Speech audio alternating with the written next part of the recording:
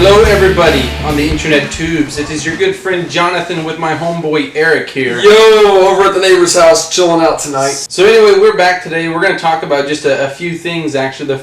The first thing is, evolutionists attempt to scam the Answers Research Journal. Heard about it. Evolutionist said, hey, we've got a $27 million reward. That might be a little false right there. To anybody that can pull the wool over the eyes of AIG, a trusted source for creation information. Yes, so Answers in Genesis just recently started the whole Answers Research Journal to provide a peer-reviewed platform to actually facilitate the development of the creation model, because it's actually pretty important. And so there was apparently this, contest or something online from evolutionists and atheists saying, whoever get that first paper in, you win something, I don't know what. But someone submitted a paper and, trying to get it in their peer-reviewed journal. Trying to get it past the shoddy research paper, trying to get it past the AIG scientists because they're creationists. They're not going to understand. So of course they're not very intelligent. Yeah. So it should be very easy to get something by them. Sure. What happened? It got shot down, man. The editor of ARJ, Andrew Snelling, took that sucker down. It didn't last. I mean, it was horrible. He tore it apart. Tore it to shreds. Mr. Snelling, gonna have to give it to you. You know, the sad thing here, though, is we're supposed to be the dishonest ones. We're supposed to be the non-scientific ones. And who are the ones that are really trying to do that? Who are the ones who are really trying to sneak their way in, so to speak, instead of being intellectually honest? Yeah, and this wasn't just some 14-year-old evolutionist who spends too much time in mommy's basement. This was a PhD. I mean, post-hole digger. Yes, that is a serious blow to his integrity. I would say so. I mean, AIG is nice enough they didn't post his name or anything, so... so he's not going to be found out. No, not going to be found out. You want me to call Mark and ask him who it was? We might be able to figure it out. Mr. Loy! I don't think he watches these kind of shows, but if you're out there, Mr. Loy, sorry for calling you Mark. Mr. Loy, Mark Loy was actually the guy who gave me my... he gave me my copy of Noah's Ark Feasibility Study. Good book. We were up there visiting, and I said, I don't have the book. I wish I did. He's like, let me give you my own personal copy, Jonathan. I'm telling you, Mark is great, man. If you ever go to AIG, make sure and say hi to Mark Loy. Kind of heads up there, and boy, I tell you, he's a sharp guy. He's really cool. Appreciate him. So the next thing here on is a question. This is a question that's usually asked to many creation speakers and Christians, and this was sent in by an atheist. And it's a common question. Who created God? So it's a legitimate question. Because creationists say, hey, listen, the earth had to have been created, the universe had to have been created, so God created everything. And they say, well, certainly if they had to be created, then God is even more fantastic and must have been even more, created by an even more powerful God. This is equivalent to asking a silly question like, to whom is the bachelor married?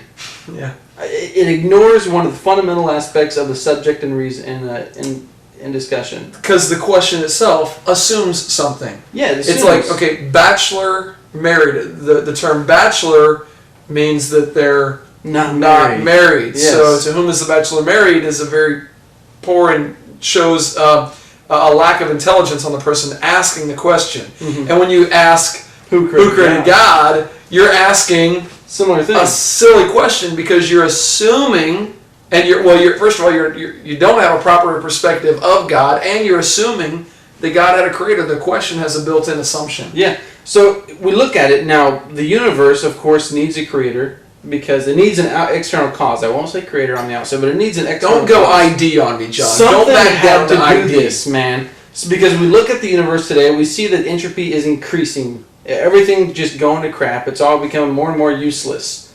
And so we know that it's winding down, and eventually it'll suffer what they call heat death. Everything tends toward disorder. Law number 2. Yes. So that does not apply to God because he's not a material being. God is, the first verse of the Bible. In the beginning, God created the heaven and the earth. And your dad always points out there's a trinity of trinities there. And we could go down that far, but it's got time, matter, and space. God created these things, so he's not subject to the laws of them. That's right. A lot of people think, well, somebody created this, and whoever created it is also subject to it. No. He's outside of it. Mm-hmm. God is in yesterday. God is in right now while we're recording this. And at the same time, God is already in the 3 people that are about to watch this. Yes. Maybe 4 if we're lucky this week. Well, the Bible says over and over that God is from eternity to eternity. He's everlasting, from everlasting to everlasting. And it's all over the place. There is no first cause for the uncaused God. It's funny because skeptics like to ask those kind of questions that they know there isn't an answer to, but the question assumes something. Can God make a rock so big that he can't lift it? Well, God can do anything, right? Yeah. They got that problem of trying to fit two infinite things into one space. You can't have an infinite God and an infinitely heavy rock in one space. Logically, it doesn't work. Yeah. So it's not because, the Christian worldview is inconsistent. It's because you're stupid if you ask those questions. Now, I'm not going to go that far. John can go that far. Yeah, I'm going to say, thank you for thinking logically about it, but you're going to have to think a little deeper than you're thinking right now. You can't be happy with the superficial arguments. You need to really understand them. Yeah. And you can't fit two infinite objects into one logical question. Which one is longer, I ask you? A line or a ray? Line. A line goes in both directions forever. A ray has a starting point and goes in one direction forever. Which one is longer? Let's have an incredibly intelligent conversation about this. They should ask their math teacher that and see what kind of response they get, which should be the same response that a theologian would give you if you asked who created God, because they both have their fundamental problems.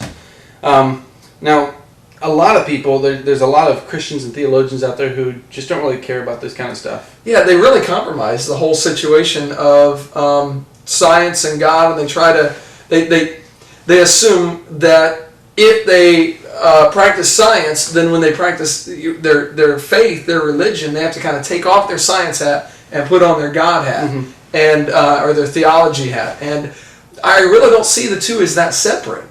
A lot of people didn't. Newton obviously didn't. I mean, not at all. But a lot of people out there are saying, well, listen, Genesis, faith, Christianity, God, evolution, it can all be compatible if you just compromise on your strict literal interpretation of Genesis. Why won't you compromise? A lot of other Christians do, and you got Hugh Ross. Dude, that is a question that comes up, isn't it? Why can't you just compromise and give into the Big Bang thing? Why are you so dogmatic on that? Especially when so many Christians have. A lot of Christians are doing that.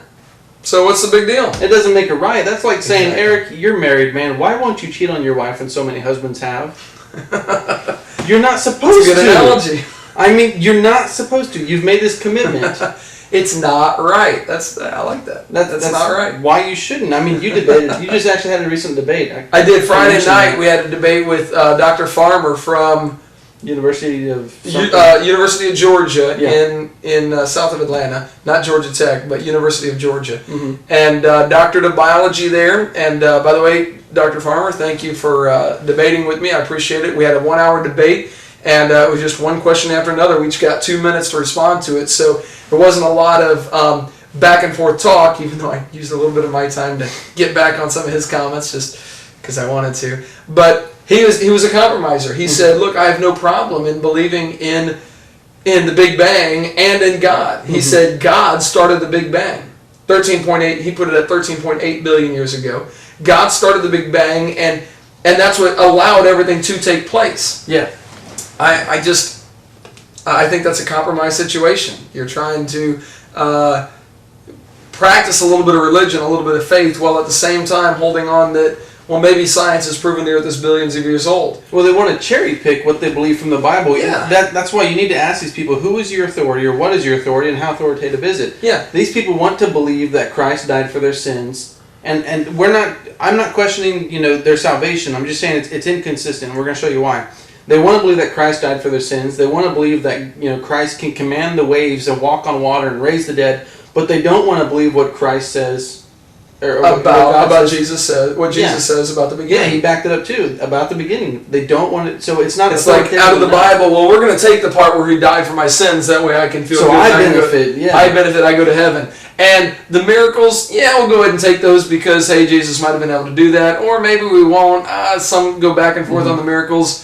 Now, when it comes to Genesis, even though Jesus Christ talks about Genesis, Matthew 19:4, don't you know he which made them at the beginning, made them male and female, Mark 10:6, same thing. Yeah. He refers back to Genesis, talking about it as a literal event.